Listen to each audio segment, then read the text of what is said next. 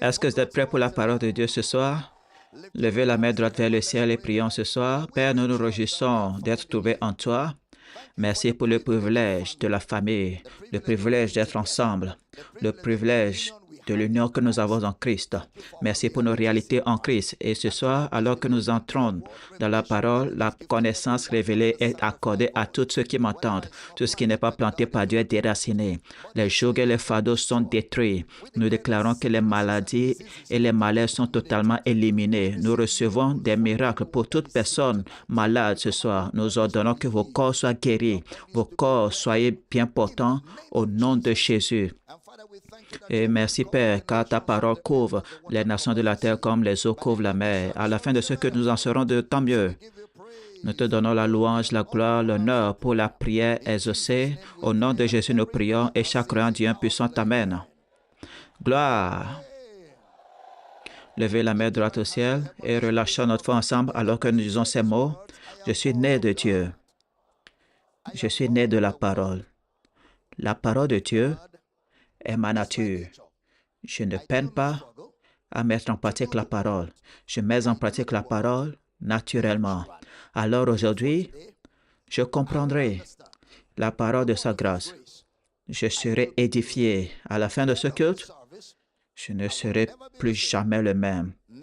Plus jamais le même. Au nom de Jésus, et chaque croyant dit un puissant Amen. Sommes-nous enthousiastes d'être à Homecoming 2025? Gloire, gloire. Oh mon Dieu, j'aimerais que vous allez vers 5, 6, 7 personnes, embrasser quelqu'un, aimer quelqu'un, saluer quelqu'un et aller vers quelqu'un. Faites-le savoir que vous l'aimez, vous l'honorez, vous l'appréciez. Oh, gloire, gloire, gloire, gloire à l'agneau. C'est pour cela que nous sommes là. Nous sommes là pour communier les uns avec les autres, nous aimer les uns les autres. C'est pourquoi les gens qui sont en ligne ne peuvent pas avoir ce soir.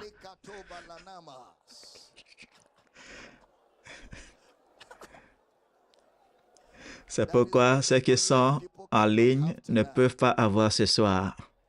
Gloire, gloire, gloire. Gloire, gloire, gloire. Gloire, gloire, gloire. Oh mon Dieu, je suis très enthousiaste ce soir. Alléluia.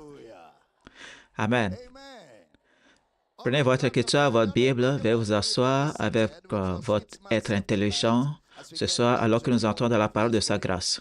Entrons dans la parole, Hébreux, 2e chapitre 1 à 4. Nous examinons toujours Soteria saison 12, le caractère de Dieu dans le salut. C'est pourquoi nous devons d'autant plus nous attacher aux choses que nous avons entendues, de peur que nous ne soyons emportés loin d'elles. Car si la parole annoncée par des anges a eu son effet, et si toute transgression et toute désobéissance a reçu une juste rétribution, comment échapperons-nous si nous négligeons un si grand salut qui, annoncé d'abord par le Seigneur, nous a été confirmé par ceux qui l'ont entendu, Dieu appuyant leur témoignage par des signes, des prodiges et divers miracles et par les dons du Saint-Esprit distribués selon sa volonté. Nous avons commencé à examiner le sujet du salut, quel si grand salut, le mot grec kraton, K-R-A-T-O-N, quelque chose qui dépasse l'imagination humaine. Et l'écrivain des Hébreux dit, de peur que nous soyons emportés loin d'elle. Ce n'est pas la parole qui est emportée, mais c'est nous qui sommes emportés. De peur que nous nous glissions ou nous éloignons de ce grand salut qui nous a été donné par le Seigneur Jésus. Alors, nous avons commencé à voir que le salut ou les Saintes Écritures peuvent rendre sages à salut par la foi en Jésus-Christ. Ce qui veut dire le thème principal des Écritures est le salut. Le salut est le dessein de Dieu. Le salut est le plan de Dieu pour l'homme. Le salut est le désir de Dieu pour toute l'humanité. Alors le salut devient le thème central des Écritures. Et la sensibilité des Écritures ou du salut est montrée dans la manière dont l'Église primitive a géré le sujet du salut.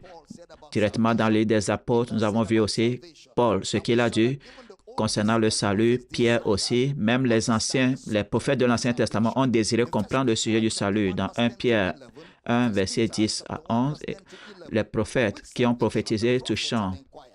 Alors, tous les prophètes de l'Ancien Testament, à partir d'Abel, s'interrogeaient sur le salut, ce qui signifie que la Bible entière est un livre du salut. Les prophètes mineurs et majeurs ont fait des recherches et investigué. Ils ont prophétisé touchant la grâce qui vous était réservée. Et vous savez que la grâce a à voir avec le salut. La grâce de Dieu, source de salut, est apparue à tous les hommes, ce qui veut dire que l'accent, l'orientation, le thème central des prophéties du prophète était le plan de salut de Dieu. Toute l'intention de Dieu après Genèse 2 est de sauver l'homme. Genèse 1, le plan parfait de Dieu pour l'homme. Genèse 1, l'intention de Dieu pour l'homme. Genèse 1, le dessein de Dieu pour l'homme. Genèse 1, le rêve de Dieu pour l'homme. Genèse 1, le désir de Dieu pour l'homme. Genèse 1, l'intention de Dieu envers l'homme. Genèse 2, l'homme est formé. Genèse 3, l'homme tombe ou chute. À partir de Genèse 4 à Apocalypse 22, Dieu ramène l'homme à son plan de la Genèse. Vous comprenez? À partir de Genèse chapitre 3 jusqu'à Apocalypse 22, c'est Dieu qui œuvre pour ramener l'homme à la réalisation de son plan de salut dans Genèse 1. Et l'homme a été formé en Genèse 2 pour accomplir cela, mais l'homme a rejeté le plan. Alors, il s'agit donc de Dieu qui ramène l'homme à son plan originel du salut. Nous avons commencé à réaffirmer la souveraineté de Dieu et nous avons vu que le nom de Dieu, « Je suis », signifie sa propre existence. Il est celui qui existe de lui-même. Je suis celui qui suis, ego eimi, je serai ce que je serai dans le salut. Je serai ce que je serai dans la rédemption. Ensuite, nous avons vu dans Exode, chapitre 6, versets 2 et 3, Yahvé est le salut. La signification de cela, Yahvé est le salut. Yeshua. Et ensuite, nous avons vu les mots comme le roi, nous avons vu royaume, et nous avons dit que le mot roi est le mot Melech dans l'hébreu, Melech. Et nous avons vu le dessein, nous avons vu le conseil, et nous avons dit que tous ces mots avaient une fin, le salut. Le conseil de Dieu n'est pas seulement un conseil général, c'est un conseil de sa volonté selon son bon plaisir qu'il a prévu en Christ dès la fondation du monde, ce qui est le salut, dès la fondation du monde, car l'agneau a été immolé avant la fondation du monde, ce qui est encore le salut.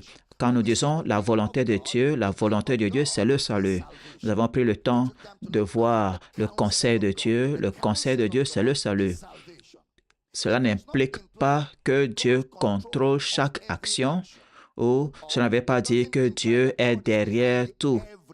La volonté, le conseil et le dessein de Dieu sont des plans.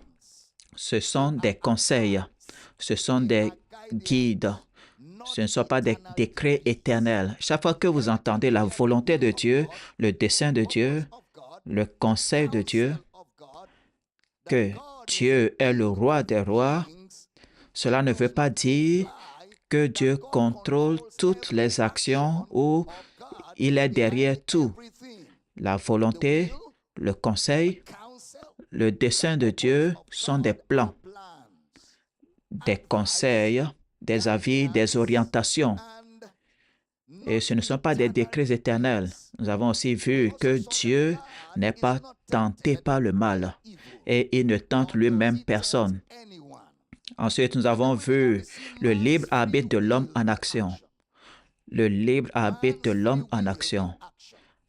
À partir de la Genèse, Adam a nommé les animaux et l'instruction de Dieu pour l'homme dans Genèse chapitre 2, versets 16 et 17, Genèse 2, 16, l'Éternel Dieu donna cet ordre à l'homme, tu pourras manger de tous les arbres du jardin. Verset 17, mais tu ne mangeras pas de l'arbre de la connaissance du bien et du mal, car le jour où tu en mangeras, tu mourras. Est-ce que vous pouvez voir que la première action de la mort est liée à l'action de l'homme? Non et non à l'action de Dieu. Dieu n'est pas le tueur. Dieu n'est pas responsable de la mort. Il n'a même pas créé la mort. Il a dit, homme, si tu fais cela, ce que ça va produire, c'est la mort. Et je ne veux pas que tu prennes ou fasses cette action. Mais l'homme dit, non, Dieu, moi je veux faire cela. Alors, comme par un seul homme, le péché est entré dans le monde, pas par Dieu et non par Satan. Par un seul homme, le péché est entré dans le monde et la mort par le péché. Non, et non la mort par Dieu. La mort par le péché et non la mort par Dieu. Et ainsi, tous, la mort est passée par tous les hommes, ou s'est étendue à tous les hommes. C'est la preuve que tous ont péché. Alors le péché est la mère de la mort et l'homme est le propriétaire du péché. L'homme est le créateur du péché. L'homme est l'inventeur du péché. L'homme est responsable du péché. Dieu n'est pas responsable du péché. Alors, Adam a choisi l'arbre de la connaissance du bien et du mal par sa volonté. Il a engagé l'utilisation de sa volonté et est allé à l'encontre du plan de Dieu. Il a engagé l'utilisation de sa volonté contrairement à l'intention de Dieu. Il a exercé sa volonté indépendamment du conseil de Dieu. Et cet engagement a produit quelque chose dans l'humanité que les hommes dont les hommes se demandent pourquoi Dieu l'a permis. Mais Dieu va permettre ce que nous permettons. Parce que les cieux sont les cieux de l'Éternel, mais il a donné la terre aux fils des hommes. Alors, il est crucial de comprendre que même avant que l'homme ne soit pécheur, Dieu a donné à l'homme le libre arbitre. Le libre arbitre n'était pas un résultat de la chute. Le libre arbitre était la manière dont Dieu veut que tout ce qui est appelé homme agisse. Dieu n'a pas créé un robot. Dieu a créé une créature de choix. L'homme a la liberté de choisir de servir Dieu ou ne pas le servir. L'homme est tenté par sa propre convoitise. Jacques 1,13, que personne ne dise lorsqu'il est tenté, c'est Dieu qui me tente, car Dieu ne peut être tenté par le mal et il ne tente lui-même personne. Mais chacun est tenté quand il est attiré et amorcé par sa propre convoitise. Verset 15. Chaque homme est tenté quand il est attiré par sa propre convoitise, et puis la convoitise ayant conçu enfante le péché. Et le péché, étant consommé, produit la mort. C'est très clair. Vous avez besoin d'un pasteur confus pour brouiller votre compréhension. Quand la convoitise a conçu, elle enfante le péché, et le péché étant consommé produit la mort.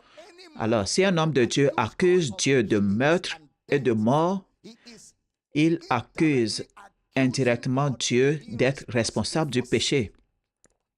Il n'y aura pas de mort s'il n'y avait pas de péché. La mort a suivi le péché, que ce soit la mort physique ou spirituelle. Elles sont toutes résultats de la chute. Si l'homme n'était pas tombé, il n'y aurait pas de mort dans l'humanité. Dieu n'est pas le créateur de la mort. Et l'autre fois, on a pris le temps de voir toutes les choses que Dieu a créées. Et voilà, c'était très bon. Et Dieu a achevé toute son œuvre qu'il avait faite et il s'est reposé. Jusqu'à demain, il continue de se reposer. Alors, il n'y a pas de mort dans la liste de la création de Dieu. Il n'y a pas eu de mort que ce soit. Et hier, nous avons vu que Dieu est la vie et en lui, il n'y a point de ténèbres. En lui, et la vie était la vie, et la vie était la vie, la lumière était la vie des hommes, et il habite dans une lumière inaccessible à laquelle aucun homme ne peut accéder. Cela signifie donc que Dieu, dans sa souveraineté, donne à l'homme l'autonomie. Dieu, dans sa souveraineté, donne à l'homme l'autonomie. Alors, l'homme a la capacité de répondre à Dieu ou de refuser de répondre à Dieu, de refuser de se conformer à Dieu et à ce que Dieu veut. Hier, nous avons pris le temps de voir comment de voir la volonté de Dieu en détail, le dessein de Dieu, prothésis en grec. Cela fait référence à une résolution. Lorsque nous parlons du dessein de Dieu pour votre vie, nous ne parlons pas du décret de Dieu, non. Nous parlons du plan de Dieu. Nous parlons de l'intention de Dieu qui est certainement soumise à votre acceptation. Dieu ne force personne à faire sa volonté et Dieu ne force personne à suivre son plan. Vous n'êtes pas obligé. Je me rappelle, à l'époque, à l'église de mon père, nous chantions « Il ne nous oblige pas à y aller ». Oh non, il ne nous oblige pas à y aller. Oh non, non. Il ne nous oblige pas à y aller, à aller contre notre volonté, mais il nous donne juste envie d'y aller. Vous savez, il y a des gens de l'église de mon père ici. Il ne nous contraint pas, il ne nous oblige pas. Il nous rend disposés. S'il nous contraint, ça veut dire qu'il nous dénie, il nous renie notre volonté. Il nous rend disposés. Alors, si nous refusons de vouloir, il nous permet d'avoir ce que nous voulons.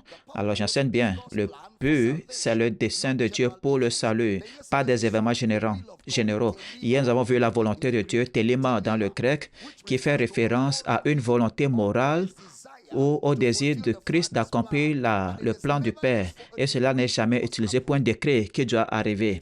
Alors, la tentation de Jésus est une question très instructive en ce qui concerne la souveraineté. Il aurait pu pécher, mais par sa volonté, par un acte de sa volonté, il a refusé cette option. Maintenant, la responsabilité de l'homme pour le péché nous révèle que l'homme a la liberté d'agir selon sa volonté. Regardez, Dieu s'adresse au diable et dit, parce que tu as fait ceci ou parce que tu as fait cela, ce qui veut dire une responsabilité. Nous avons vu jusqu'au jour de Caïn, au jour d'Abel. Et il y a une école de pensée appelée calviniste. Vous avez entendu parler de cela auparavant. Et je ne suis pas calviniste ou arménien. Non, pour moi, c'est la Bible. Je ne me joins pas au camp. Je n'ai pas de temps pour ça. Pour moi, c'est la Bible. Que ce soit calviniste, arménien, si cela ne se conforme pas à la Bible, je ne suis pas d'accord. Je reste avec la parole de Dieu. Alors, les calvinistes ont une école de pensée qui dit qu'un homme spirituellement mort ne peut pas désirer Dieu. Mais un homme spirituellement mort doit être influencé par la volonté de Dieu. C'est-à-dire un homme qui est mort spirituellement, mort, ne peut pas désirer. C'est l'une des pensées principales dans le calvinisme parce que personne ne contribue à sa résurrection. Donc, un homme spirituellement mort ne peut pas désirer Dieu. C'est sur cette base qu'ils ont leur philosophie de l'élection, selon laquelle Dieu a déjà élu ceux qu'il sauvera et ceux qu'il ne sauvera jamais. Parce qu'un homme spirituellement mort ne peut jamais désirer Dieu. Maintenant, nous allons passer cela au rayon X. Vous êtes là? Nous allons démystifier cela avec les Écritures, bien sûr. La mort spirituelle est une séparation d'avec Dieu et non une cessation d'existence. La mort spirituelle est une séparation d'avec Dieu. Ça ne veut pas dire que vous avez cessé d'exister. La mort spirituelle signifie que vous et Dieu êtes séparés. Vous n'êtes pas unis parce que vous avez rejeté l'offre de vie de Dieu. Donc, vous existez toujours. Vous n'avez pas cessé d'exister. Regardez comment Éphésiens nous l'explique. Éphésiens 2, 1. Vous étiez morts par vos offenses et par vos péchés. Verset 2. Dans lesquels vous marchiez autrefois. Vous étiez morts, mais vous marchiez. Ça veut dire que vous n'avez pas cessé d'exister. Vous marchez. Adam, le jour où tu vas manger de cela, tu mourras certainement. Adam a mangé cela, il est mort. Et Dieu dit, où es-tu? Adam a dit, je suis nu. Mais il était mort. Alors, la mort spirituelle ne veut pas dire cesser d'exister. Ça veut dire être séparé de Dieu.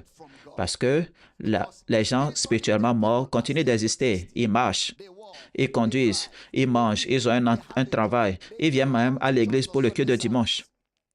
Oui, ils viennent à l'église pour le culte de dimanche. Et ils agissent de manière religieuse. Et ils donnent même des témoignages. Que Dieu soit glorifié. Un homme qui ne va pas à l'église tout le temps, il ne sait pas comment le dire, mais il dit que Dieu soit glorifié, au lieu de dire que le Seigneur soit glorifié. Louange au Dieu, ou louer le Dieu.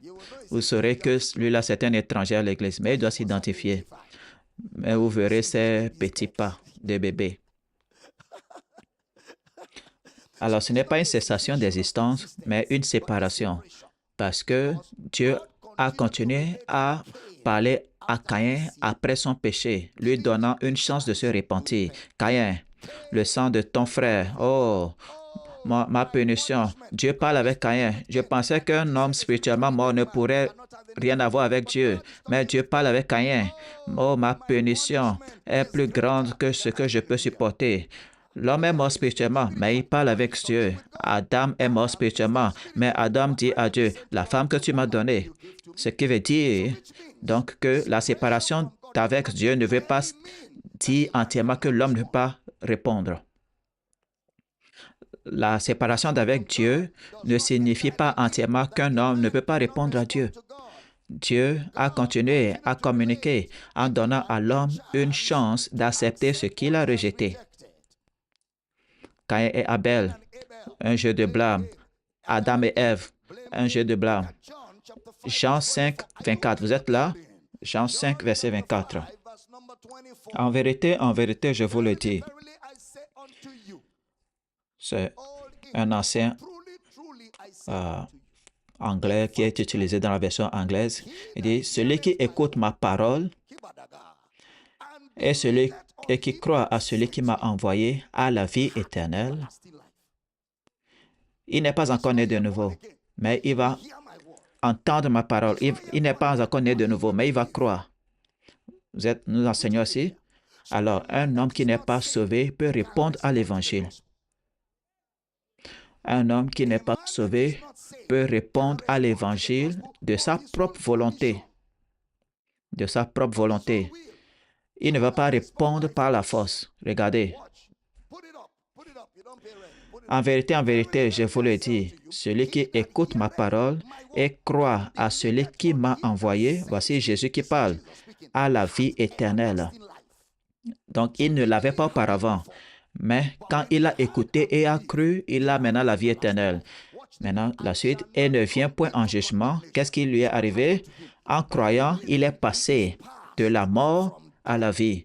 Alors, bien qu'il soit mort, il a la capacité d'écouter et de croire et de passer de la mort à la vie. Alors, cette philosophie du calvinisme est démystifiée. Elle tombe à terre, elle tombe à plat sans prestation de retraite face à une bonne doctrine. On met ça de côté. J'enseigne bien ici. On a vu Adam et Ève, Caïn et Abel. Maintenant, on voit Jésus qui parle. Nous prenons le temps d'établir doctrinalement que cette école de pensée n'a même aucune chance. Jean 5, 25. Jean 5, 25. En vérité, je vous le dis. PJ, tu es là? Lis pour moi. En vérité, je vous le dis, l'heure vient et elle est déjà venue où les morts entendront. Un instant.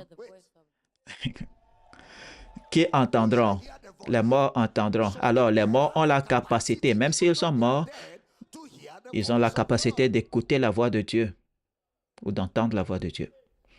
Les morts entendront la voix du Fils de Dieu et qu'est-ce qui va arriver? Et ceux qui l'auront entendu vivront. C'est-à-dire qu'ils n'étaient pas vivants, ils étaient morts. Mais quand ils l'ont entendu, parce qu'ils ont la capacité de répondre, ils sont devenus vivants. Alors, cela élimine déjà l'école de pensée selon laquelle Dieu a déjà sélectionné.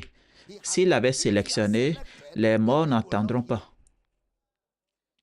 Seuls ceux qui a choisi entendront. Mais nous voyons que tous ceux qui ne sont pas nés de nouveau ont la capacité d'entendre et de croire. Quiconque. Est-ce que c'est clair? Quiconque. Il dit, maintenant l'heure est venue où les morts entendront la voix du Fils de Dieu et ceux qui l'entendront vivront. Gloire à Dieu. Je dis gloire à Dieu. Alors, l'homme, même s'il est mort dans le péché, n'a pas cessé d'exister. Il a toujours la capacité d'entendre et de faire un choix.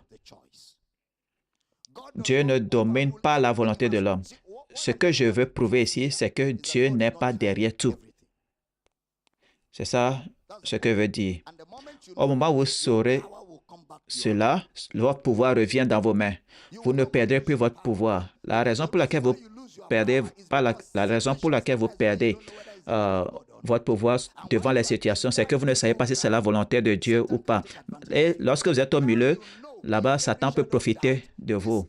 Maintenant que vous le savez, sans aucun nombre de doutes, que voici, c'est la volonté de Dieu, ça, ce n'est pas la volonté de Dieu, ça, c'est le but de Dieu, ça, ce n'est pas le but de Dieu, ça, c'est le plan de Dieu, ça, ce n'est pas le plan de Dieu. Voici le conseil de Dieu, ceci ne peut jamais être le conseil de Dieu. Lorsque vous savez cela, votre pouvoir revient dans vos mains. Et c'est de ça qu'il s'agit. Connaître la souveraineté de Dieu et le caractère de Dieu. Et nous avons établi que la souveraineté de Dieu se trouve seulement dans le cadre de son plan de salut. Je n'ai pas entendu un puissant amen. Alors, Dieu continue à communiquer avec l'homme, lui donnant une chance de se repentir. Voyons le rôle de Satan. Satan est le Dieu de ce siècle. Et lorsque nous disons le Dieu de ce siècle, ne voulons pas dire le Dieu de cette terre. La terre appartient toujours à l'Éternel et tout ce qu'elle renferme. Alors, Satan n'est pas le Dieu de cette terre, Satan est le Dieu de ce monde, de ce aion, ce monde, ce aion. Les mentalités des hommes qui contredisent Dieu. Satan est leur Dieu. C'est pour cela qu'il aveugle leur intelligence. Comme ça, ils ne vont pas croire à l'Évangile. Il contrôle leur mentalité, il contrôle leur façon de penser. C'est pourquoi dans l'évangélisation, nous ne combattons pas contre la chair et le sang, mais contre les imaginations, les pensées, les raisonnements, parce que ça, c'est le domaine de Satan. Mais par la prédication de l'Évangile, nous désarmons ces mentalités et nous les amenons en captive à Christ. Comme ça, la lumière du glorieux Évangile va lui dans leur cœur. Alors, Satan est le Dieu de ce monde, il n'est pas le Dieu de la terre. 2 Corinthiens 4.4. 2 Corinthiens 4.4. Pour les incrédules dont le Dieu de ce siècle a aveuglé l'intelligence, afin qu'ils ne vissent pas briller la splendeur de l'évangile de la gloire de Christ qui est l'image de Dieu. L'intelligence de ceux qui ne croient pas, ce sont les seules personnes dont Satan peut aveugler l'intelligence parce qu'ils n'ont pas encore fait le choix. Ils sont en terrain neutre en attendant de faire le choix. Et Satan va perdre son influence sur leur intelligence. Parce qu'au moment où ils font le choix, leur intelligence a été achetée à un prix. Et à partir de ce moment, leur intelligence est prête pour un renouvellement. L'enseignement va apporter ce renouvellement. C'est pourquoi toute personne sincère qui écoute ce que nous enseignons ne peut pas s'empêcher de subir une transformation. Les seules personnes qui ont du mal avec ce que nous enseignons, c'est ceux-là qui ont un agenda caché ou abordent la parole de Dieu avec un parti pire ou qui ont été pollués ou perturbés par rapport à la parole ou aiment les ténèbres plus que la lumière parce que leurs actions sont mauvaises. Mais si vous êtes sincère ou vous cherchez la vérité, le Saint-Esprit en vous ou autour de vous va vous porter témoignage de la vérité. Dieu, j'entends. Alors, on continue. Satan est le Dieu de ce siècle. Jean 12, 31. Jean 12, 31. Maintenant a lieu le jugement de ce monde. Maintenant, le prince de ce monde sera jeté dehors. Maintenant a lieu le jugement de ce monde. Maintenant, le prince de ce monde sera jeté dehors. Quelqu'un dit, papa, s'il te plaît, explique-moi Jean 6, 44 en ce qui concerne l'élection dans le calvinisme. Nul ne peut venir à moi si le Père qui m'a envoyé ne l'attire et je le ressusciterai au dernier jour. Nul ne peut venir à moi si le Père qui m'a envoyé ne l'attire. Comment est-ce que le Père attire? Allez dans le monde et prêcher l'Évangile à toute la création. Alors, quand nous prêchons, c'est le Père qui vous attire. Et la prédication ne s'adresse pas à un groupe de personnes, la prédication s'adresse à tout le monde. Alors, cette écriture ne valide pas l'élection, mais ça valide le plan de Dieu pour le salut de l'homme. Est-ce que c'est clair? Maintenant, on va retourner à Satan. Jean 14, verset 30. Jean 14, 30. Je ne parlerai plus guère avec vous, car le prince de ce monde vient, il n'a rien à moi. Le prince de ce monde, parlant du rôle de Satan, il vient et dit, regardez, il vient, mais il n'a rien à moi. Ça veut dire, Satan ne peut pas venir vous retenir et dire que vous ne pouvez pas naître de nouveau. Il n'a pas cette audace. Satan ne peut pas vous écraser et dire par la force que vous devez rester là-bas. Qui lui a donné cela? Même Dieu, Dieu de l'univers, ne peut pas vous retenir, vous dire, restez ici. À combien plus Satan qui a été créé?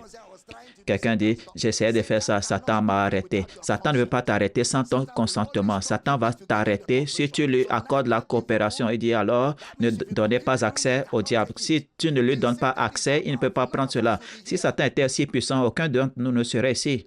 Aucun d'entre nous ne serait là. Le prince de ce monde est venu, mais je n'ai rien qu'il cherche. Ses biens ne sont pas dans mes mains. Mon consentement pour lui a été refusé, alors il ne peut rien faire autour de moi. La volonté de l'homme est la chose la plus puissante sur terre, la plus puissante, la plus puissante. Regardez tous ces gens, Elon Musk, ils vous montrent ce que peut faire la volonté de l'homme. Ils créent des machines et vont dans l'espace. Ils vont sur Mars et disent, regardez, la Terre est pleine de gens. Nous qui sommes riches, nous allons créer notre propre Terre. Et ils explorent déjà. Il se peut qu'ils n'y parviennent pas finalement, mais ils font la tentative. Cela vous montre ce qu'un homme peut faire, la volonté de l'homme. Même Dieu ne peut pas l'arrêter. Même Dieu ne peut pas arrêter la volonté de l'homme. S'il avait pu arrêter la volonté de l'homme, il aurait arrêté ou empêché Adam de pécher. Si Dieu peut arrêter la volonté de l'homme, tout le monde serait né de nouveau demain. C'est ça sa volonté. Pourquoi est-ce que Jésus est mort? Pour sauver. Est-ce que tout le monde est sauvé? Il y a des gens qui meurent sans le salut. Regardez la parabole de Jésus. L'homme dit, Père Abraham, envoie quelqu'un pour aller prêcher à mes frères sur terre, parce que s'ils voient un homme revenu d'entre les morts, ils croiront. Il dit, mon garçon, Abel est là-bas en train de prêcher. S'ils ne vont pas croire à Abel, même si un homme d'entre les morts revient, il ne va pas revenir avec une onction supplémentaire. C'était parce que lorsque des gens meurent et vont au ciel, ils reviennent et portent une grâce. Ce n'est pas une grâce. Pour eux, la plupart d'entre eux, c'est un mauvais rêve. Pour la plupart d'entre eux, c'est leur persuasion doctrinale qui joue dans leur subconscient. C'est pourquoi ils verront que des gens ne sont pas allés au paradis. Vous pensez que Dieu fait du commérage juste parce que vous êtes venus fraîchement? Il va dire, 1, 2, 3 personnes ne sont pas allées au paradis. Il n'a pas de travail bien. Donc, Dieu vous rend compte. Vous êtes plus grand que Dieu. Lorsque vous avez paru, Dieu a dit, mon maître, je vais te donner le record de ceux-là qui ne sont pas arrivés. Vous imaginez cela? Vous pouvez imaginer? Quelqu'un dit, je suis allé là-bas et certaines femmes ne sont pas arrivées au paradis parce qu'elles n'ont pas porté de foulard. Ça.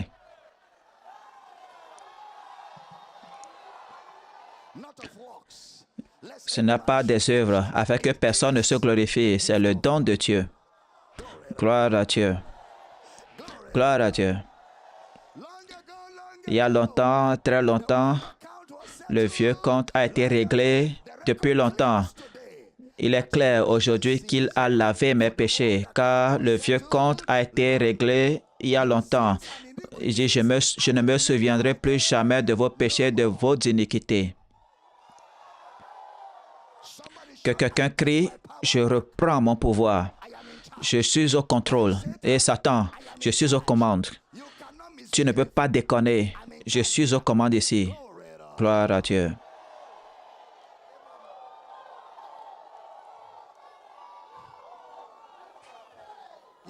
Vous êtes aux commandes. Ce que vous permettez, Dieu va permettre. Ce que vous ne permettez pas, Dieu ne va pas permettre. Asseyez-vous, nous allons pousser encore un peu. On va pousser encore un peu. Poussons encore un peu. Jean 16, 11. Jean 16, 11. Le jugement parce que le prince de ce monde est jugé. Alors, le prince de ce monde, qui est Satan, est jugé. Il a été jugé. Le prince de ce monde est jugé. Alors, il a le pouvoir de la mort. Il a le pouvoir de la mort. Hébreux 2, 14. Hébreux 2, verset 14. Ainsi donc, puisque les enfants participent au sang et à la chair, il y a également participé lui-même afin que par la mort, il anéantisse celui qui a la puissance de la mort, c'est-à-dire le diable. Afin que par la mort, il anéantisse celui qui a la puissance de la mort, c'est-à-dire le diable. Le diable. Jésus a anéanti, l'a anéanti. Dans la version anglaise, il dit « il avait la puissance de la mort ». Maintenant, il ne l'a plus. Qu'est-ce qu'il a maintenant? Il a des traits enflammés, des ruses. Et par-dessus tout, prenez le bouclier de la foi avec lequel vous pourrez éteindre tous les traits enflammés du méchant. C'est ce qu'il a. Il a des fléchettes enflammées, des suggestions qui contredisent la parole de Dieu. Il va te regarder et dire « tu ne vas pas bien, tu vas mourir ». Il suggère cela parce qu'il ne peut pas forcer cela. Donc, il le suggère et il le suggère de façon convaincante. Comme ça, vous allez l'accepter. Mais tant que vous n'acceptez pas, il n'a pas de pouvoir de l'imposer. Donc, ne donnez pas accès au diable. C'est pourquoi Dieu même ne peut pas vous forcer. Il ne peut pas vous forcer. Je n'ai pas dit que Dieu peut ne pas. Non, il ne peut pas forcer. S'il vous force, c'est qu'il a violé sa parole. Il s'est placé là où il ne peut forcer personne. Il ne peut que vous faire des appels.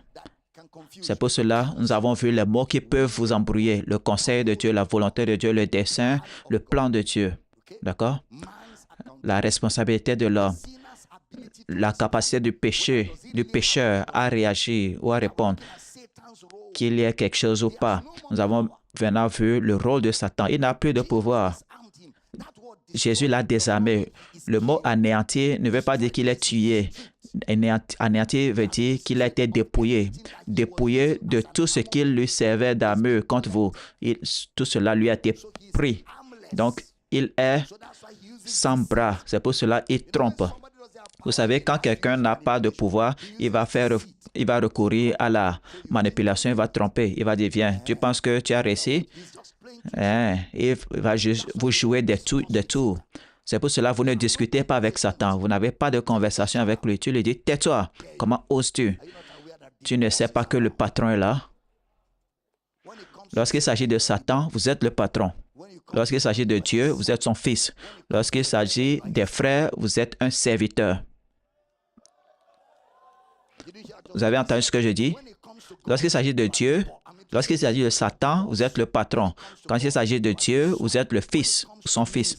Quand il s'agit du ministère, vous êtes serviteur. Donc, vous êtes patron, vous êtes fils, vous êtes serviteur, selon la personne avec laquelle vous interagissez. Colossiens 2, 14. J'enseigne bien ce soir. Colossiens 2, 14. Il a effacé l'acte dont les ordonnances nous condamnaient et subsistaient contre nous, et il l'a détruit en le clouant à la croix. Il l'a détruit en le clouant à la croix. Jésus l'a détruit. Tout ce qui était contre vous, il l'a détruit en le clouant à la croix. Tout. Il a dépouillé l'ordonnance. Il a détruit l'ordonnance. La loi de Moïse et tout ce qui suit la loi, cela a été supprimé. Regardez verset 15. Il a dépouillé les dominations et les autorités et les a livrées publiquement en spectacle en triomphant d'elles par la croix. Je vais voir la version amplifiée. Il y a quelque chose que je vais mettre en lumière. Dieu a désarmé les principautés et les principautés. Donc, dépouiller veut dire désarmer. Est-ce que vous avez déjà vu là où un soldat est désarmé ou un policier a été désarmé?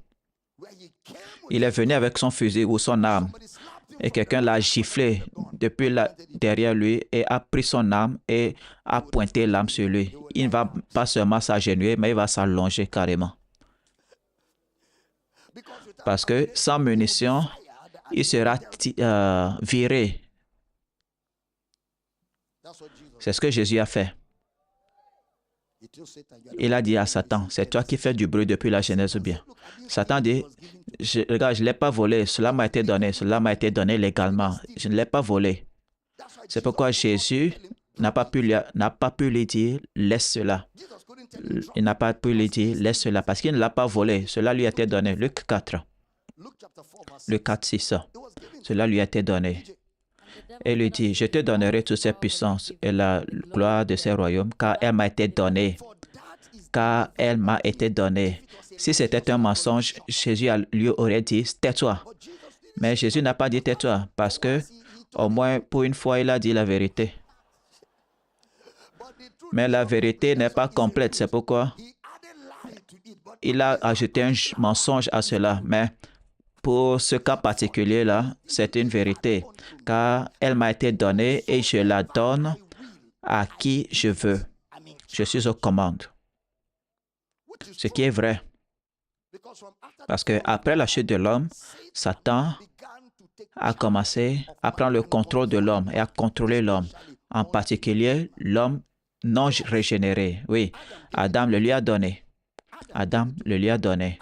Adam a commis une trahison et s'est livré à Satan.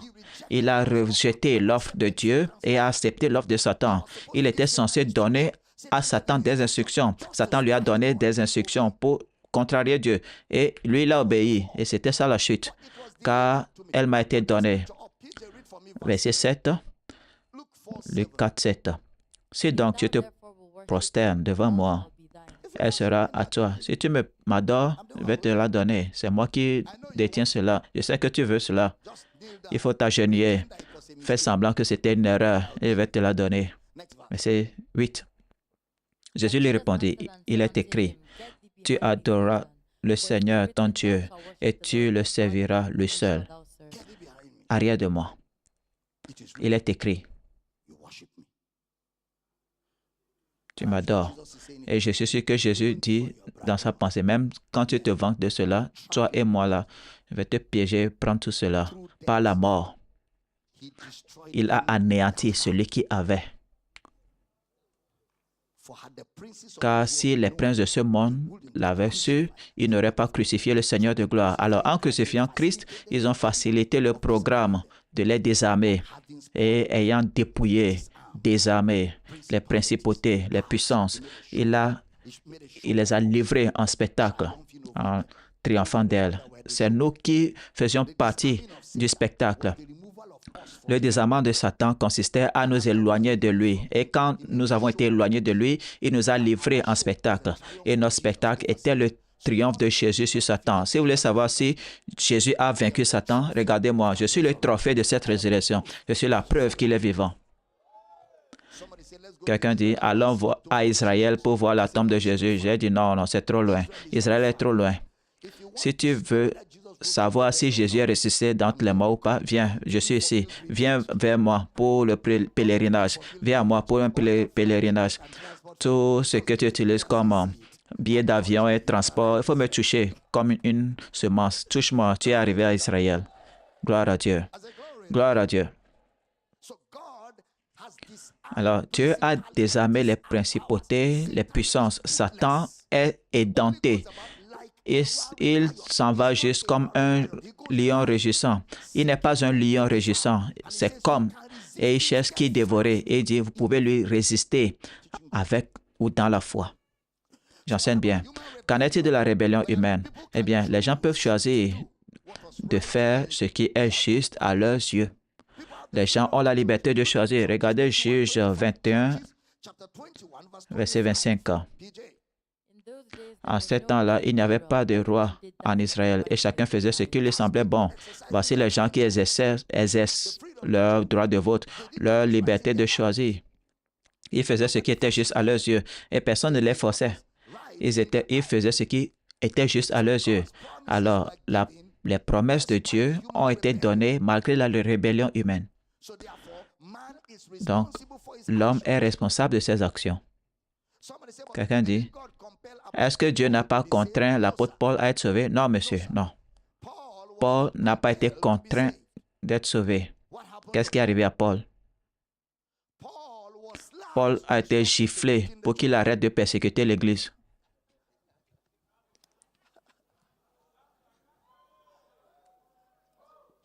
Il a été giflé pour qu'il arrête de persécuter l'Église. C'est la seule raison pour laquelle Jésus lui est apparu pour le gifler et lui dire, arrête ça. Tu m'as assez persécuté. Ce n'est jamais suffisant pour toi. Tu tues. Et ce qui a mené Jésus là-bas même, c'était la prière. Quand l'Église a commencé à prier, donne à ton serviteur de déclarer la parole avec hardiesse. Regarde leur menace. Ils nous menacent. Quand la prière était suffisante, la puissance a été assez générée. Sur la voie de Damas, ces prières, Jésus est paru. Il dit, « Hey, Saül, Saül » ou Saul, Saul plutôt. Et l'homme est tombé à terre. Il est tombé à terre. Donc, quelqu'un dit, Jésus peut gifler, il faut aller demander à Paul. Mais tu as dit, Dieu ne tue pas, non? Aucun mal ne lui a été fait. Il n'a pas perdu d'œil, de jambes, il n'a pas saigné. C'était juste une gifle informative. Il est tombé. Et ensuite, il a crié, qui es-tu, Seigneur? Il n'a pas dit, qui es-tu, Seigneur Jésus? C'est-à-dire, quiconque peut me frapper comme ça et je vais tomber par terre, il doit être un Seigneur. Il a dit, qui es-tu, Seigneur? Et le Seigneur lui dit, je suis Jésus. J'aime cette présentation. Je suis Jésus. Regardez, Jésus que tu persécutes. Alors, l'apparition de Jésus à Paul avait pour but de mettre fin à la persécution et non de le faire naître de nouveau. Jésus ne prêche à personne parce qu'il n'y a pas de sélection, pas de préclusion. Il ne prêche à personne. Les hommes prêchent aux hommes. Tous ceux qui ont été sauvés, quelqu'un doit prêcher à ces gens-là. L'évangile leur a été prêché aussi bien qu'à nous. Un être vivant, quelqu'un a prêché. Regardez cela. Alors pour Saul de Tarse, Jésus ne lui est pas apparu pour le sauver. Jésus lui est apparu pour lui dire, cesse de me persécuter. Il te sera difficile de régimer contre les épines. C'est-à-dire, tu ne peux pas arrêter ce que je fais parce que j'ai un peuple qui a accepté et coopéré avec mon plan. Quel que soit ce que tu fais, tu ne peux pas arrêter. C'est une mission que tu ne peux pas arrêter. Bien sûr, vous savez que Dieu veut que les hommes soient sauvés. Alors, c'est aussi devenu une opportunité pour lui de découvrir la puissance de Dieu. Regardez le verset qui suit. Et tremblant et étonné dit, Seigneur, que veux-tu que je fasse? Un homme qui a ce genre de puissance, je veux te suivre. J'ai la puissance, hein, mais cette puissance-là est supérieure à la mienne. Que veux-tu que je fasse? Et Paul aime trop le pouvoir. Que veux-tu que je fasse? Et le Seigneur lui dit, lève-toi. Le Seigneur n'a pas dit, crois-moi, maintenant tu seras sauvé. Non, non, non, il dit, lève-toi. Lève-toi d'abord. C'est-à-dire, il était par terre. Je pensais qu'il était sur une âne, ou un âne, pardon. Non, il était par terre. Il est tombé sous l'onction. Il trembla et étonné, dit, Seigneur, que veux-tu que je fasse? Et le Seigneur lui dit, lève-toi, entre dans la ville, et on te dira ce que tu dois faire. Le Seigneur ne lui a pas prêché. Il a juste mis en garde de cesser de persécuter. Maintenant, il dit, je vais te suivre. Maintenant, il dit, lève-toi. Ceux qui te diront quoi faire, ce n'est pas moi. Ils sont là-bas. Va en ville. Parce que l'homme est la méthode de Dieu. Dieu ne peut rien faire sur terre sans l'homme. J'enseigne bien ici. Dieu ne peut rien faire sur terre sans l'homme. L'homme est la méthode de Dieu. Il a donné la terre aux fils des hommes. Alors, si vous priez que Dieu sauve quelqu'un, la prochaine prière, c'est que Dieu doit envoyer des ouvriers, qu'il envoie des ouvriers. C'est la seule façon dont Dieu sauve, par les instruments humains. C'est comme ça. C'est comme ça. C'est combien puissant Dieu est. Il n'a pas peur de la fragilité de l'homme. Il a foi en nous. Tout ce pourquoi il est mort, il nous l'a donné pour que nous l'utilisions et amener les gens à la connaissance salvatrice. Et s'il n'y a personne pour le faire, il va attendre que quelqu'un se présente. Il est patient, dis-je entendu. Il est patient. Alors, les promesses de Dieu ont été données à l'homme, mais l'homme est responsable de ses actions. Regardez Actes, chapitre 17, verset 28. Quand à lui nous avons la vie, le mouvement, l'être. Et ce qu'ont dit quelques-uns de vos prophètes, de sa grâce, nous sommes aussi.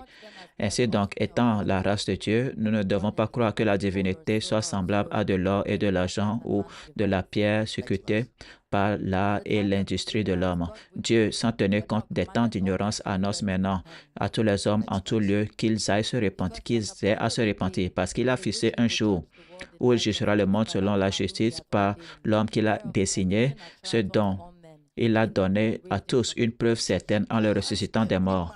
Alors il ordonne à tous les hommes de se repentir. Comment il le fait? Par la prédication. par la prédication. Ce n'est pas un ordre individuel, ce n'est pas la prédication de l'Évangile à tous les hommes. Alors, le péché n'est pas de Dieu. Le péché est fonction de la volonté de l'homme. Accepter ou rejeter est une fonction de la volonté de l'homme. Maintenant, dans Genèse 9, 6, nous voyons le commencement du gouvernement de l'homme. Genèse 9, 6. Si quelqu'un verse le sang de l'homme, par l'homme, son sang sera versé, car Dieu a fait l'homme à son image. Et vous, soyez féconds et multipliez, répandez-vous sur la terre et multipliez sur elle.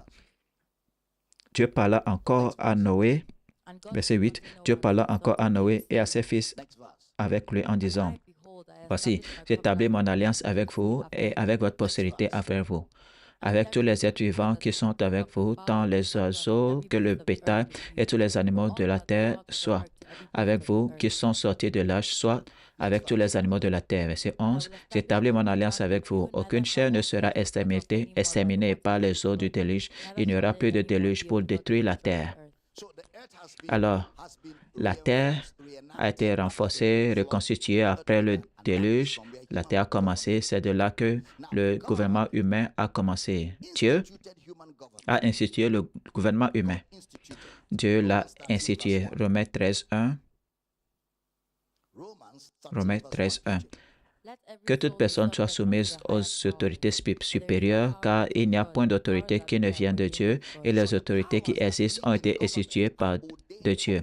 Alors, les autorités qui gouvernent sont instituées par Dieu. Le mot institué ne veut pas dire que Dieu les a plantées ou ordonnées, mais Dieu a permis cela. Parce que l'origine du gouvernement humain, c'était quand Dieu voulait gouverner sur Israël et ils ont dit non, on veut les rois comme les autres nations. Il dit Samuel, ils ne m'ont pas rejeté. Ils ne t'ont pas rejeté, mais c'est moi. Alors qu'ils aient ce qu'ils veulent. Voici le genre de roi qu'ils vont chercher.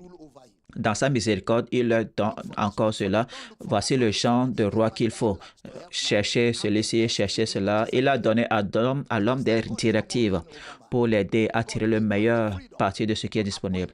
Dieu ne règne plus sur l'homme. Alors Dieu a donné à l'homme la liberté de nommer des gens qui vont gouverner, à instaurer l'ordre, la discipline dans la société. Dieu permet donc que nous ayons des dirigeants humains. Et ces dirigeants humains ne sont pas le gouvernement de Dieu, mais Dieu permet cela. Psaume 82, verset 6. J'avais dit, vous êtes des dieux, vous êtes tous des fils du Très-Haut. Un instant, quelqu'un demande, qu'en est-il de Jonas qui a refusé d'obéir à Dieu et a fini dans le ventre d'un poisson, monsieur? Ça vient de mes belles. Ce n'est pas Dieu qui a mis Jonas dans le poisson. Quand Jonas a refusé de suivre le plan de Dieu, en dehors du plan de Dieu, un poisson l'a avalé. Celui qui ne croit pas est déjà condamné. L'absence de Dieu, c'est les ténèbres. Dieu dit, vas-y. Il dit, je ne vais pas y aller. Il est parti de son propre côté. Et combien ont vu que le navire a failli chavirer? Ça ne peut pas être Dieu. Les tempêtes, les fortes tempêtes. Dieu n'est pas derrière les tempêtes. Comment est-ce que nous savons que Dieu n'est pas derrière les tempêtes? Jésus et les disciples dit aux disciples, allons de l'autre côté. Et il y a eu une tempête. Et les disciples essayaient de vider l'eau de la barque. Et il a refusé. Et Pierre est descendu, mais Jésus dormait profondément. Il dit, Maître, réveille-toi, réveille-toi, réveille-toi. Ne te soucie pas de ce que nous périssons. Paix quoi? Périr. Arrête ça. Paix, silence. Et il y eut un grand calme, parce qu'il n'est pas derrière la tempête. Il n'utilise pas la tempête. Il réprimande les tempêtes. Nous enseignons ici. Alors, dans cette barque où Jonas était, il y avait une tempête. Parce que Jonas était hors de la volonté de Dieu, il a donné accès au diable. Et le diable, maintenant, veut l'enlever avec les autres. La miséricorde de Dieu. Jonas a ouvert la bouche et a dit, vous savez quoi? Je ne veux pas que vous tous vous mouriez. C'est moi le problème. Il faut me jeter dehors. Je ne suis pas dans la volonté de Dieu. c'est moi qui ai ouvert la porte à Satan. Si vous vous débarrassez de moi, Satan va vous laisser tranquille. Ils ont dit non, reste, on a pitié de toi. Jonas dit d'accord, moi je suis prophète. Hein. Le fait que je n'agisse plus dans l'obéissance ne signifie pas que je ne suis pas prophète. Ainsi par l'Éternel, chassez ce prophète. Il faut jeter ce prophète, comme ça vous allez survivre. Finalement, ils ont dit d'accord, on va jeter les biens. Ils ont jeté leur cargaison, mais la chose ne s'est pas arrêtée. Ils ont dit, frère, nous sommes arrivés jusqu'ici, nous n'allons pas y aller plus loin. Maintenant, on l'a jeté. Le poisson, c'est la miséricorde de Dieu. Ce poisson-là, c'est la miséricorde de Dieu. N'avez-vous pas vu que le poisson ne l'a pas digéré? C'est quoi? Regardez, le poisson l'a amené à destination. Il ne l'a pas emporté nulle part d'autre. Parce que la souveraineté de Dieu va préserver. Est-ce qu'on a dit que ça va préserver, ça va protéger? Qu'est-ce que c'était? Le poisson l'a préservé, protégé et l'a amené finalement à son lieu de mission principale. Et quand il est sorti avec sa mallette, il y a un nouvel évangéliste en ville.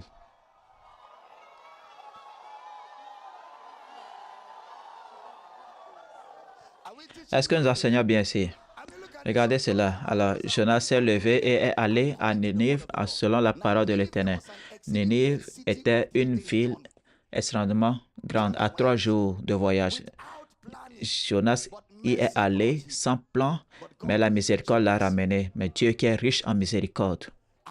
Et ils ont regardé Jonas, ayant expérimenté la miséricorde de Dieu. C'est pourquoi Jonas a dit, le salut vient de l'Éternel, parce qu'il a expérimenté cela. Il a vu cela, il a expérimenté.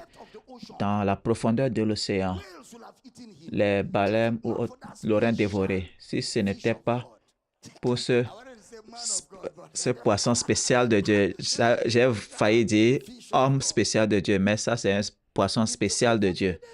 Et il a pris pendant 3 jours, 3 nuits, qui est symbolique.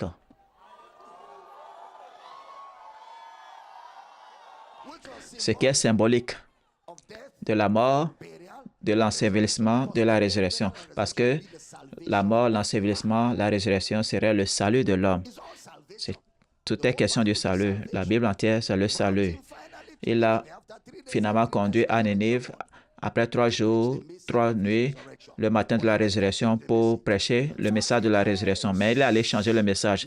40 jours, Ninive sera détruite. Commencez à jeûner avec vos animaux et vos enfants. Et ils ont commencé à jeûner. 40 jours, rien n'a été détruit. Jonas est devenu en colère. Tu as honné mon ministère prophétique. Je ne vais plus prophétiser. Tu n'as pas confirmé la parole du prophète. Le soleil a bien frappé Jonas et Dieu a préparé quelque chose pour le couvrir, la miséricorde. Et le matin, la chose n'était plus là-bas. Et Jonas s'est mis en colère. Dieu dit, Jonas, fais-tu bien de t'hériter? Il dit, oui, je fais bien de mériter, même jusqu'à la mort. C'est-à-dire, je suis prêt à mourir. Mon ministère est fini. Et Dieu dit à Jonas, fais-tu du bien de t'hériter à cause du ricin? Il répondit, je fais bien de mériter jusqu'à la mort. Verset 10, l'Éternel dit, tu fais pitié du ricin qui n'a coûté aucune peine et que tu n'as pas fait croître, qui est né dans une nuit et qui a péri dans une nuit. Et moi, je n'aurai pas pitié de Ninive? Est-ce que je ne dois pas avoir pitié de Ninive? Prophète, est-ce que je ne dois pas avoir pitié de Ninive? Cette grande ville. Regardez quelque chose. Je vais vous montrer quelque chose dans quelques minutes. La grande ville dans laquelle se trouvent plus de 120 000 hommes, Dieu est ému par la foule. Lorsqu'il voit le nombre de personnes qui devaient périr, il va chercher à susciter quelqu'un pour sauver quelques-uns. Regardez, Dieu compte les nombres. Il dit, la grande ville dans laquelle se trouvent plus de 120 000 hommes qui ne savent pas distinguer leur droite de leur gauche et des animaux en grand nombre. Même les animaux attirent la miséricorde de Dieu. des animaux en grand nombre. Verset suivant, puis Dieu va aimer ceci. Là, on est parti dans Michée. Là, on est entré dans Michée. On a fini avec Jonas. C'était la fin. Dieu dit, je ne vais pas tuer. Il y a des gens qui ne peuvent pas distinguer leur droite de leur gauche. C'est-à-dire, il y a des enfants dans cette ville. Comment est-ce que tu veux qu'on détruise les enfants, les innocents, qui ne savent rien? Tu veux que je sois cruel envers les enfants? Je n'ai pas ce genre de cœur. Je ne suis pas comme ça. J'ai pitié d'eux. Parce que ces gens ne connaissent pas de leur droite de leur gauche. Comment est-ce qu'on va les détruire? C'est-à-dire, Dieu ne permet pas aux gens de mourir jusqu'à ce qu'ils distinguent leur droite de leur gauche et qu'ils aient le droit de choisir. Et s'ils meurent avant cette distinction-là, il les amène à lui-même. Il les ramène à lui-même. Voilà ce qui couvre les aveugles, les sourds, les muets qui ne peuvent pas entendre et qui sont incapables de prendre des décisions, y compris les malades mentaux, les fous qui n'ont pas la santé mentale nécessaire pour faire un choix. Tous sont couverts par la miséricorde de Dieu. Dans l'éternité, ils sont avec Jésus. Parce qu'il y a de la compassion dans le jugement. On va revenir à notre sujet. J'ai répondu aux frères. Nous résolvons des problèmes, n'est-ce pas? Kabayada. Kabayada. Zibo Lagada. Shakobadaya. Nous avons vu Kabayada aujourd'hui. Maman et moi, nous avons vu Kabayada aujourd'hui. Bientôt, vous allez comprendre. Gloire à Dieu. Alors, les promesses de Dieu ont été faites malgré la rébellion humaine. L'homme est responsable de ses actions. Et le gouvernement humain a été instauré parce que Dieu a permis, non parce que Dieu a permis aux hommes de gouverner les autres, mais parce que les hommes ont choisi de se gouverner les uns les autres. Donc Dieu l'a permis. Matthieu 22, verset 15. Prêtez attention. Matthieu 22, 15. Alors les pharisiens allaient se concerter sur les moyens de surprendre Jésus par ses propres paroles. Ils envoyaient auprès de lui leurs disciples avec les Hérédiens qui dit, Maître, nous savons que tu es vrai et que tu enseignes la voie de Dieu selon la vérité sans t'inquiéter de personne, car tu ne regardes pas l'apparence des hommes. Dis-nous donc ce qui est ensemble. Est-il permis ou non de payer le tribut à César? Étant Jésus sur le gouvernement et les exigences d'un gouvernement dans une nation ou une ville, est-ce qu'on doit payer les impôts? Jésus, connaissant leur méchanceté, répondit, pourquoi me tentez-vous, hypocrite? Montrez-moi la monnaie avec laquelle on paie le tribut.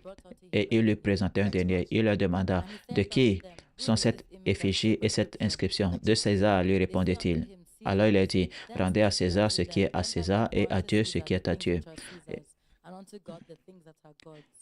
Étonnés de ce qu'ils entendaient, ils le quittaient et ils s'en allèrent. Ils se sont échappés. Verset 23. Le même jour, les Sadducéens qui disent qu'il n'y a point de résurrection vinrent auprès de lui et lui firent cette question. Maître, Moïse a dit, si quelqu'un meurt sans enfant, votre frère épousera sa veuve et suscitera une postérité à son frère. Or, il y a parmi nous 7 frères. Le premier se maria et mourut, et comme il n'avait pas d'enfant, il laissa sa femme à son frère. Il en fut de même du second, puis du troisième jusqu'au 7e. Après eux tous, la femme mourut aussi. À la résurrection, duquel des 7 sera-t-elle donc la femme, car tous l'ont eu? Verset 28 à 29. Jésus leur répondit, vous êtes dans l'erreur parce que vous ne comprenez ni les Écritures ni la puissance de Dieu. Car à la résurrection, les hommes ne prendront point de femme, ni les femmes de mari, mais ils seront comme les anges de Dieu dans le ciel. Donc les anges ne se marient pas, ils sont comme des anges de Dieu dans le ciel. Les anges ne se marient pas, ne donnent pas en mariage. C'est pourquoi vous ne pouvez pas avoir de mari spirituel. Parce que les anges sont des esprits. Vous ne pouvez pas avoir d'incube et de succube. Il dit, donnez à César ce qui est à César. Est-ce qu'on doit payer les taxes? Pourquoi pas? Est-ce qu'on peut aller voter un président que nous voulons? Pourquoi pas? Pourquoi pas? Est-ce que Dieu sélectionne les présidents? Si Dieu le faisait, il n'y aurait pas d'élection. Si Dieu le fait, personne ne votera. Voter est un exercice de la volonté humaine. Ce qui veut dire donc que c'est notre volonté qui choisit qui nous gouverne. Ce n'est pas Dieu. C'est notre volonté qui nous le permet. C'est pourquoi vous ne pouvez pas dire ce président est la volonté de Dieu. Tous sont la volonté de Dieu. Pourquoi est-ce qu'ils sont la volonté de Dieu? Parce que nous en avons fait la volonté de Dieu en les choisissant. C'est aussi simple que ça. Quelqu'un dit bien. Nous ne sommes pas impliqués dans le processus. Continue de progresser, tu seras impliqué. Continue de progresser. Tu es maire, bientôt tu seras député. Un jour, tu seras président. Ensuite, tu vas examiner ce qui ne fonctionne pas et le corriger. Et ça va contribuer à améliorer le système. Et un autre va venir et va ajouter un bloc. Et le système va s'améliorer. Et ainsi de suite, ça va s'améliorer, et ainsi de suite, et ainsi de suite. Ça va continuer à s'améliorer. C'est vrai, c'est comme ça que ça marche. Ça va continuer à s'améliorer. Et si ça ne s'améliore pas bien, Jésus n'a pas pu changer le gouvernement à son époque. Si Jésus, qui est Dieu, n'a pas pu changer le gouvernement à son époque, est-ce que tu es meilleur à Jésus ou meilleur que Jésus? Il était sous un gouvernement tyrannique. C'était mauvais. Même Paul n'a pas pu changer le gouvernement de son époque. Même quand il a comparu devant César, il a apporté l'évangile. Il n'a fait que prêcher l'évangile, il n'a pas conseillé sur la politique. Il a prêché et est parti parce qu'il pouvait le tuer. Le seul homme qui a apporté le conseil au gouvernement, ils l'ont décapité. Son nom, c'est Jean le Baptiste. Soyez les disciples de qui, par la foi et la patience, ont hérité la promesse. Les gens comme Paul, ne suivez pas Jean-Baptiste. Vous allez mourir jeune. Vous allez mourir jeune. Parce que des patients sont allés visiter le président d'une nation et ils voulaient le conseiller sur comment gagner les élections. Quand ils ont commencé, le président leur a dit, homme de Dieu, calmez-vous. Nous sommes les maîtres à ce jeu-là.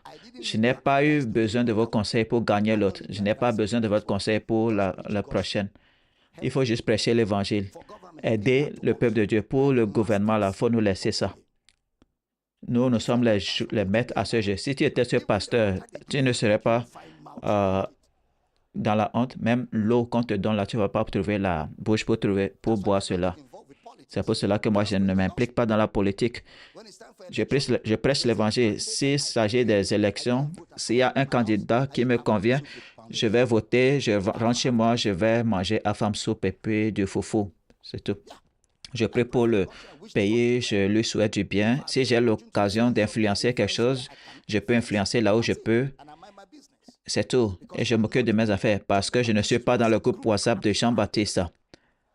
J'ai un mandat, j'ai le mandat de prêcher l'évangile. Je ne vais pas entrer en prison pour être un responsable de campus en prison. Non, j'ai un message à prêcher. Allez dans tout le monde et prêcher l'évangile. Quelqu'un dit, j'entends.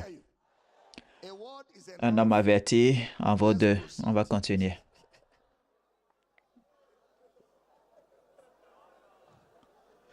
Je sens que je prêche ici.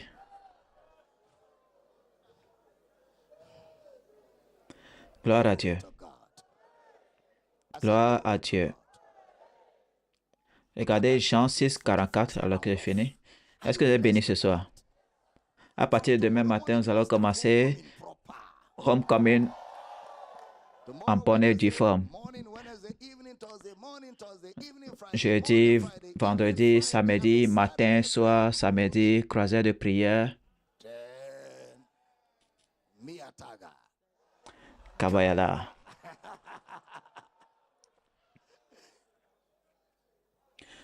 If you don't get it, forget about it. Dimanche sera la finale. C'est comme si cette semaine ne devait pas se terminer. Combien ressentent cela? On devrait élonger ou prolonger cette semaine. Père, il faut prolonger cette semaine. On ne veut pas aller vite. Nul ne peut venir à moi si le Père qui m'a envoyé ne l'attire et je le ressusciterai au dernier jour. Verset 45.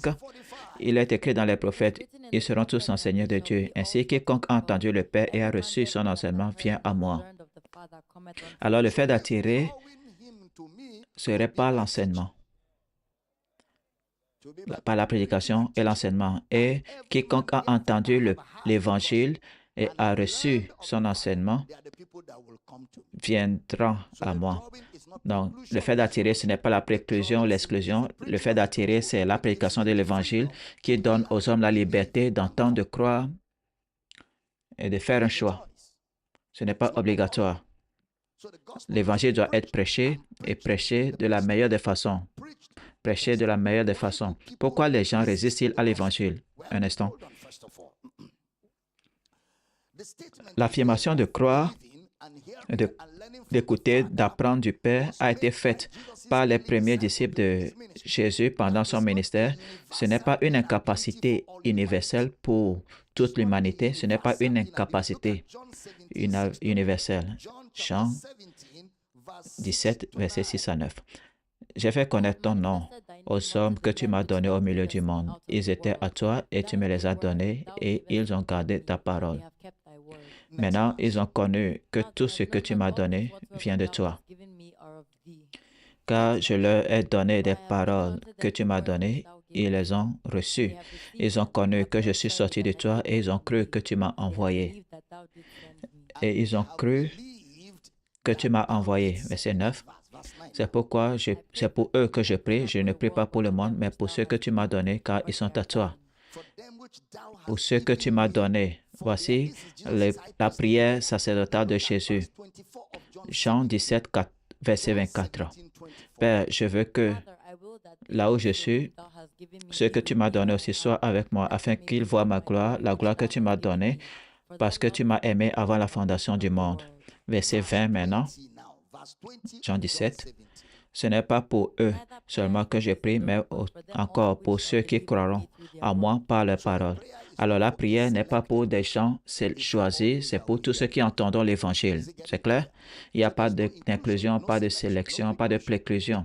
L'Évangile, c'est pour tous ceux qui croiront, pour tous ceux qui entendront, pour tous ceux qui recevront. Ils recevront ou accepteront. Là, l'expression « personne ne vient », c'est le Père ne l'attire. C'est le mot grec helkion, H-E-L-K-U-E-I-N. Ça veut dire courtiser. Attirer veut dire courtiser. H-E-L-K-U-E-I-N. Ça veut dire courtiser, convaincre ou faire appel au cœur.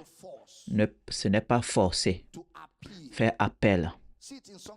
On voit cela dans Cantique des Cantiques 1, versets 3 et 4. Tes parfums sont une odeur suave. Ton nom est un parfum qui se répand. C'est pourquoi les jeunes filles t'aiment. Entraîne-moi après toi. Nous courons. Le roi m'introduit dans ses appartements. Nous nous égayerons, nous nous réjouirons à cause de toi. Nous célébrerons ton amour plus que le vin. C'est avec raison qu'on t'aime. Verset 3. Tes parfums ont une odeur suave. La prédication de l'Évangile, c'est la diffusion de la saveur, faisant connaître la bonne odeur de sa connaissance par nous en tout lieu. Alors, à cause de la prédication, ton nom est un parfum qui se répand. Lorsque nous prêchons, nous libérons le parfum de l'Évangile. C'est pourquoi les jeunes filles t'aiment. Verset 4. Entraîne-moi après toi. Comment est-ce que tu m'entraînes? L'onction. Oui, l'onction. Ou le parfum. Comme ça, vous commencez à suivre le parfum. Le parfum là est doux. J'arrive, et jusqu'à ce que tu ailles à lui. Il t'attire, il te courtise. Il ne t'oblige pas, mais il nous courtise. Comment est-ce qu'il le fait? Par sa bonté. Le message, l'évangile, sa bonté. C'est comme ça qu'il nous attire. Jean 12, 32. Jean 12, 32. Et moi, quand j'aurai été élevé de la terre, j'attirerai tous les hommes à moi. Quand j'aurai été élevé, comment est-ce qu'il va les attirer? Par sa résurrection. Être élevé veut dire être tué. Quand j'aurai été tué, donc, dans ma mort, il y aura un message qui va libérer les hommes du péché et les attirera vers le salut. Louange à Dieu. Je dis louange à Dieu. Allez partout dans le monde et prêcher l'Évangile à toute la création. Il y a un mandat de Dieu pour votre vie, ou sur votre vie. Et ce mandat, c'est amener davantage dans le royaume. Et chacun de nous a la parole de Dieu sur sa langue pour prêcher cet évangile comme jamais auparavant. Et je déclare sur vous, vous le ferez de bon gré. Dis à ton voisin et au voisin, c'est une nécessité pour moi de voir les gens sauvés. Je veux voir les gens sauvés dans le monde entier. Je suis totalement dévoué au mandat de l'évangile, de l'évangélisation mondiale, amenant les hommes à la connaissance de la vérité, annonçant la vérité de l'évangile jusqu'à ce que toutes les nations de la terre soient remplies de la connaissance de la gloire de Dieu, comme les eaux couvrent le fond de la mer. Dis à ton voisin, à partir d'aujourd'hui, qu'il te soit clair que Dieu ne force personne, et Dieu ne choisit personne. Ton choix d'accepter le plan de Dieu, la volonté de Dieu, c'est ce qui t'amène dans le dessein de Dieu. Il n'y a pas de contrainte. Et dans sa miséricorde, tu es ici. Et ensemble, nous allons prêcher cet évangile. Gloire à Dieu. Gloire à Dieu. Et chaque nation, chaque ville, chaque État d'où vous êtes venus se prépare à recevoir un nouvel homme. Vous repartez avec le témoignage de l'Évangile plus efficacement que jamais auparavant, au nom de Jésus, équipé et revêtu de puissance, guidé par le Saint-Esprit. Au nom de Jésus, je déclare qu'en vertu du mandat de Dieu sur votre vie, vous êtes un ministre compétent du Nouveau Testament. Toute grâce abonde sur vous. Toute grâce abonde sur vous. Toute grâce abonde sur vous. Vous aurez toujours suffisamment en toutes choses au nom de Jésus. Une grande grâce est sur vous. Votre corps est fort. Votre pensée est forte. Au nom de Jésus, vous ne manquez de rien. Vous êtes suffisant par Dieu. Vous êtes suffisant par Dieu. Tout ce dont vous avez besoin pour accomplir le dessein de Dieu vous est fourni au nom de Jésus. Merci Père pour ta parole. Merci Seigneur pour la prière exaucée. Merci car l'armée se lève et le monde s'emportera mieux. Au nom de Jésus, nous prions. Et que cet Amen vienne sur une note de célébration. Gloire.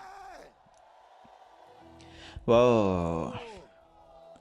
Nous prêchons l'Évangile ou bien nous prêchons, ou bien nous prêchons, ou bien nous prêchons l'Évangile. Dis, je suis né pour le ministère. Le ministère est ma vie. Je ne connais rien d'autre que le ministère. Toute autre chose est destinée à soutenir le ministère. Gloire à Dieu. Nous espérons que vous avez été bénis et enrichis par cet enseignement. Likez cette vidéo, partagez-la avec tous ceux qui sont autour de vous. Commentez, abonnez-vous à cette chaîne et activez la cloche de notification pour ne pas rater nos prochaines mises en ligne. Soyez bénis, Jésus est Seigneur. Amen.